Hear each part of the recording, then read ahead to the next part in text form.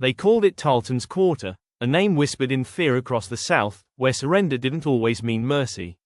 Welcome to Oliver's History Project, where you'll learn the exciting true history in the novel, The Unlikely Life of Oliver Atkinson. I am Banastre Tarleton, born to wealth in England, trained for war. I believed rebellion deserved only one response: force. I rode fast. I struck harder. My cavalry didn't wait, negotiate, or hesitate. Fear was my weapon, and it worked. In the Carolinas, I hunted rebels relentlessly, burning supplies, crushing militias, punishing towns that dared resist the crown. At Waxhaws, mercy slowed victory. My men cut them down, even as they surrendered. Let the rebels learn what resistance costs. They called me the Butcher. Good. Terror breaks armies faster than bullets ever will. Then came Daniel Morgan at Cupins. He let me chase, then crushed my force with deception and discipline. I returned to Britain, unrepentant. I defended my actions, entered politics, and never begged forgiveness.